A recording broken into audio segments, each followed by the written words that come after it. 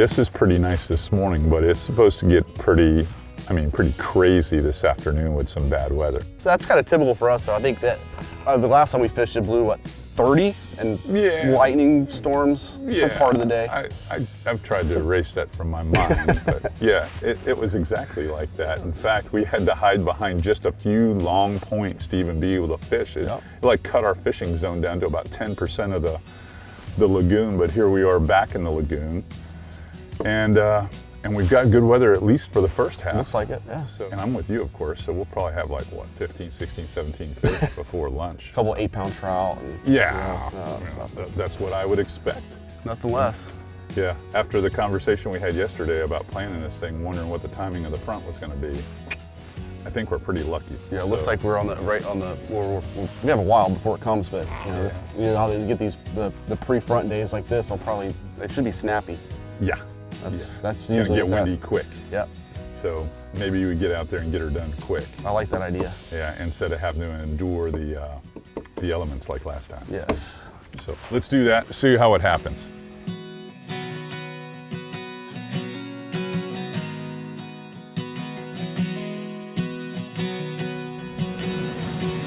This week, we're in Mosquito Lagoon over on the east coast of Florida fishing with my old friend, Captain Scott McCalla. Now, Scott and I have been friends for a long time, and we've both been at Hells Bay Boat Works, it seems like forever. He also guides out in Louisiana, so we always have a lot of stuff to catch up on. And when I wanted to come over and shoot mosquito after doing that show with Justin Price last year, I definitely wanted to shoot one with Scott McCalla. So we hit the water, and good things started happening right away.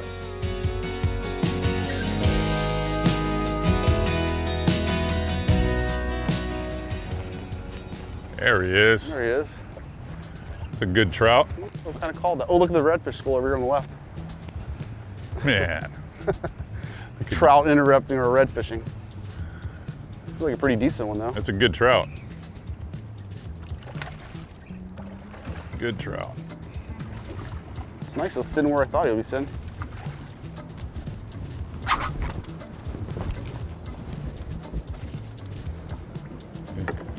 Put the power pole down.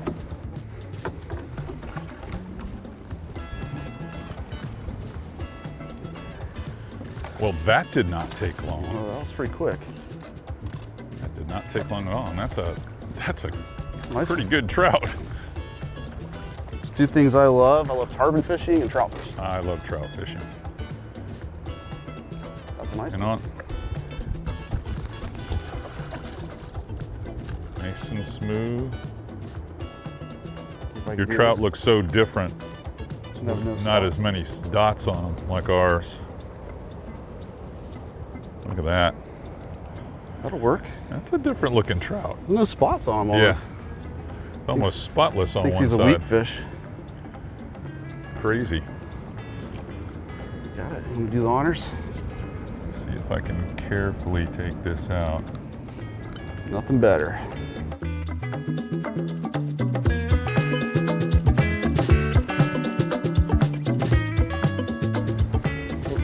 He's ready. That wasn't very graceful. Well, you make it look easy.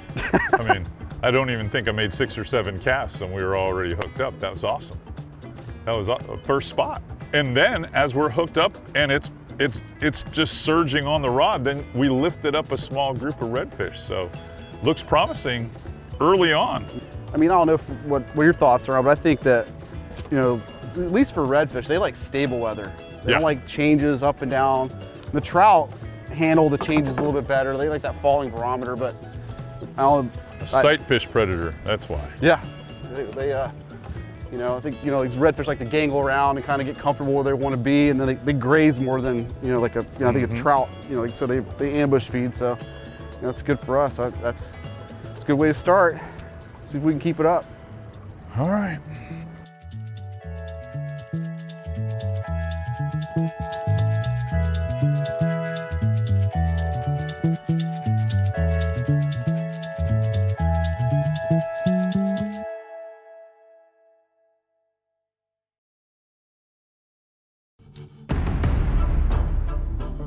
Six, 7, 8, 10 years ago, I had given up on Mosquito Lagoon.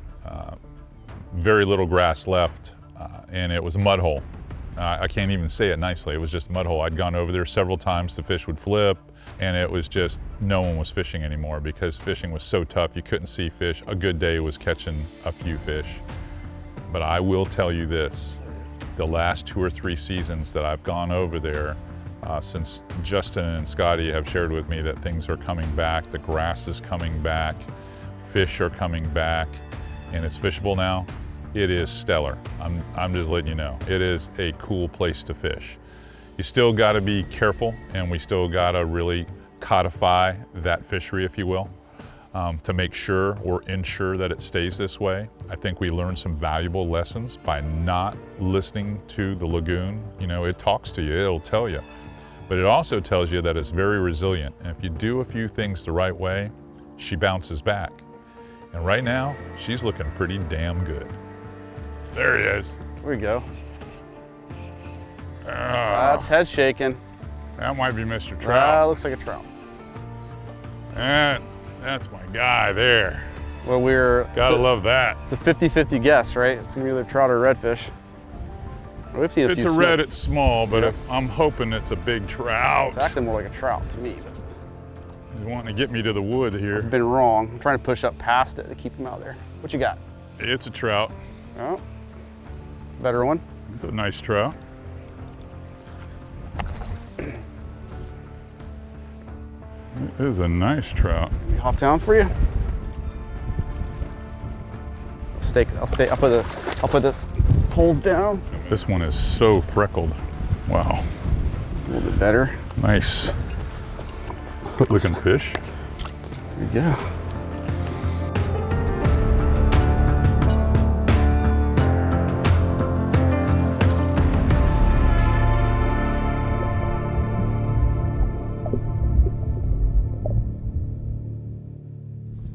Ate it. Good job, CA. What in the? Here we go. Here's some right here. Perfect cast. Damn it, man. That might get him. That might work. Come on, fish. Following it. Following it. Turn it off of it. It's falling and then turn away. Come on, fish. So much of shallow water fishing is affected by tide height, by current, and by atmospheric conditions.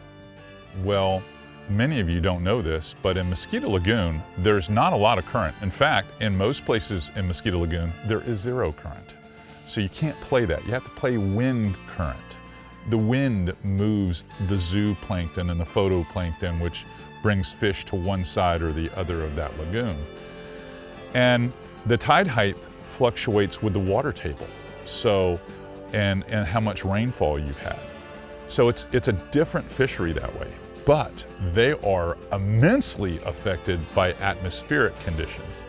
And the day that we were fishing with Scotty, we had like 30.2 something barometric pressure, which was just making these fish tough to catch, period. In the morning, we were doing really well with bites, and then toward the end of the day, we were rocking them again.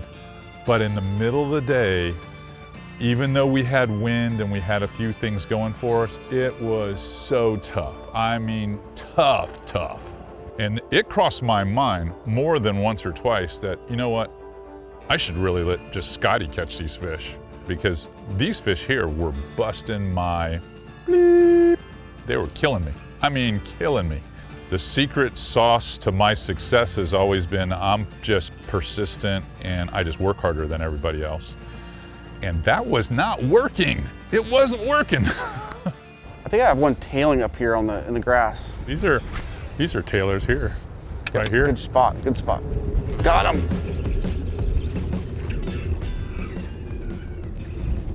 Good job, CA. You were right, they were reds. Look at them all pushing around. I got enough rods on the deck. Feel like we're bass fishing.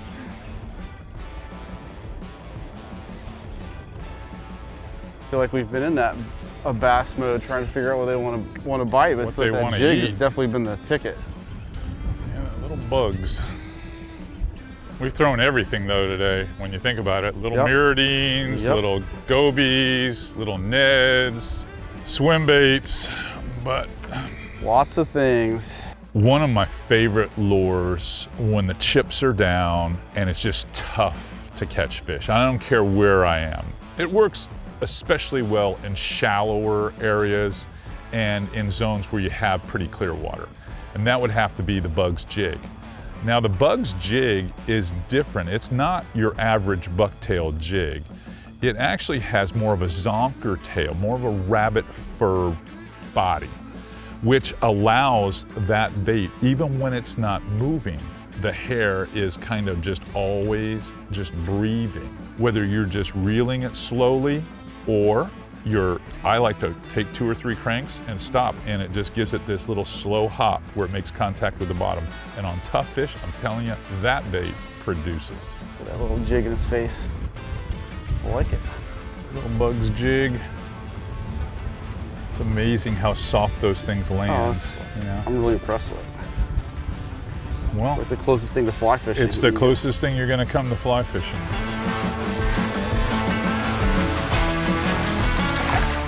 Here he goes. Wow, Earned. pretty cool. Pretty cool.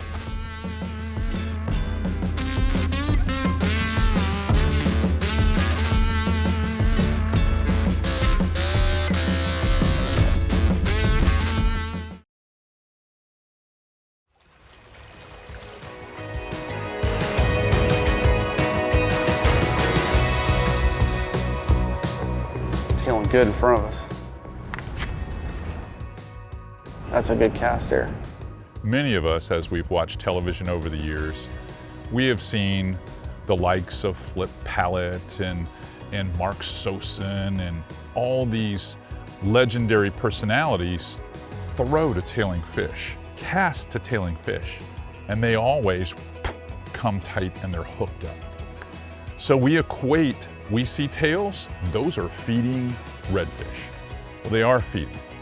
They're feeding on something down in the roots of that grass and that mud. They're rooting it out like a bunch of feral hogs. Now they've got a cloud of dust there, and you're trying to move something into their cone of awareness in front of them without spooking them.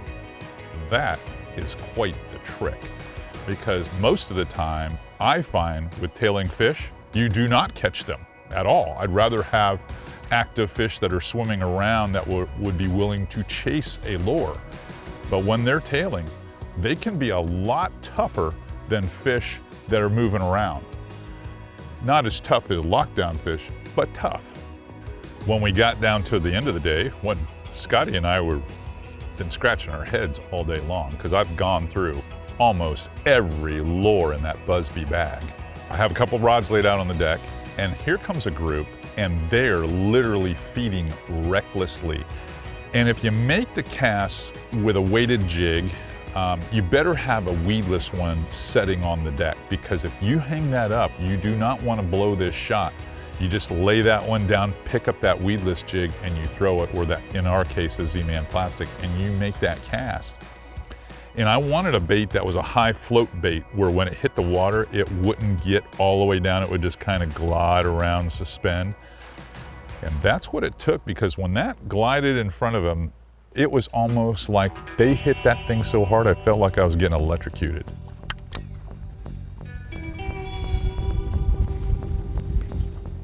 Got him. Yeah, good job, CA. New penny diesel minnow. How many redfish have been caught on new penny, you think? A few. First one today, though. That group's gonna pop right back up. Right there. Yeah, they're gonna reassemble. Steve, don't do that. Crazy stuff, crazy stuff. Yeah, they're sitting right there in the mouth of that gap. Another good one. Nice. Oh, We need that. we needed that. That one built a little confidence. I'm all about confidence boosters. I need about 5 more rods up here on the deck, and I think I'm gonna feel really good.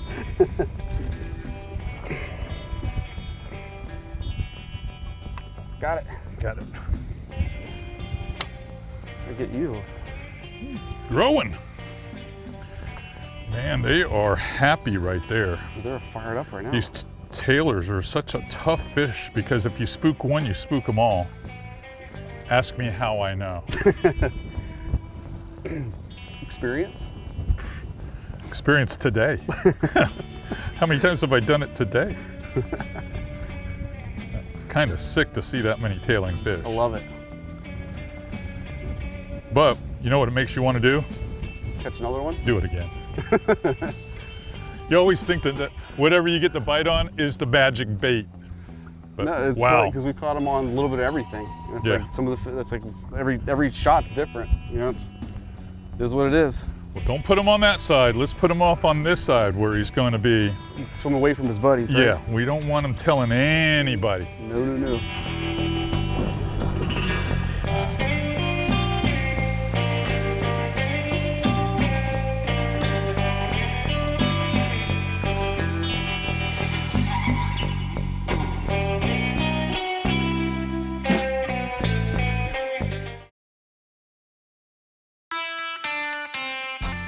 For you fans that are thinking about going to Mosquito Lagoon, typically it's an easy choice. You're bringing your medium lights, your mediums, and you're fishing all day with anything from 8 to 10 pound braid.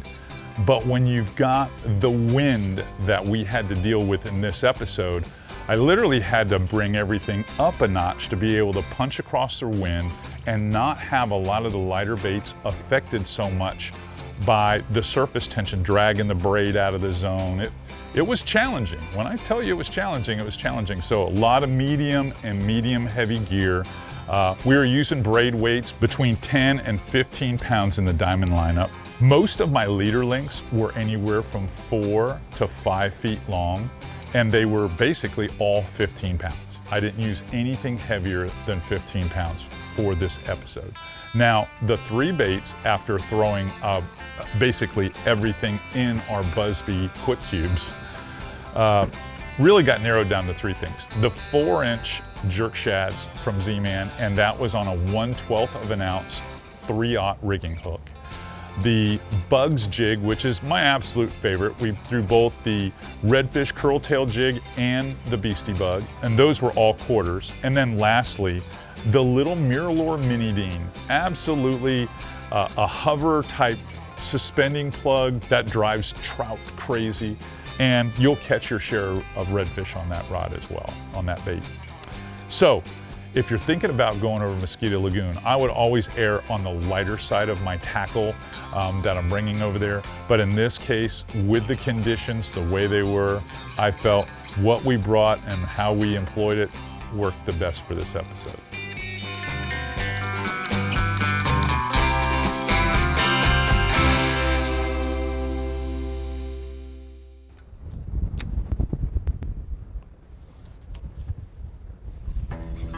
Got him. Good job, CA. All right.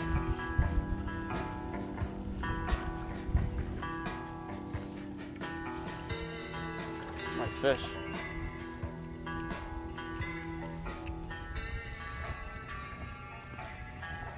That's how you do it. You scare them first, Scott. You flush them, then you cast to them.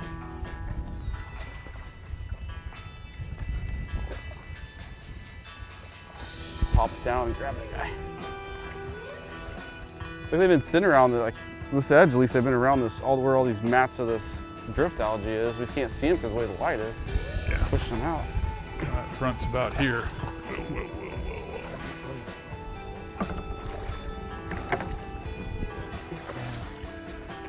That may be the one that sends us back to the ranch,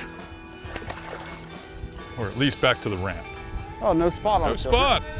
Super It's clean. a unicorn. Super clean. That's a good fish. Stake out so we don't Power drift. pole down. Power pole down.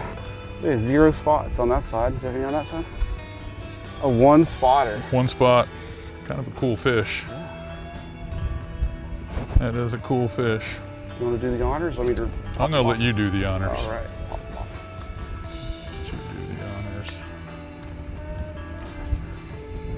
I had no spots on that side. crazy.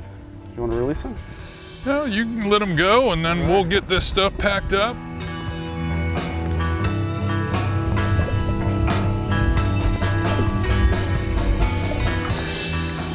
Another incredible day here in the lagoon. It's been fun. It always is. It always is. Although, every time I spend any time with you, it has to blow like this. It's like every show we've ever done has been cloudy, like this. windy. It wouldn't be a Macalla episode. No, it wouldn't be at all. It's always...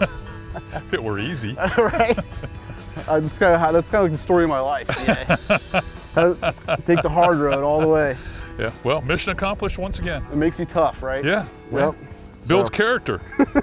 Builds character. That's what I tell myself, at least. I'm going to owe you big after today, because today was not an easy day to pull. No, but you know what?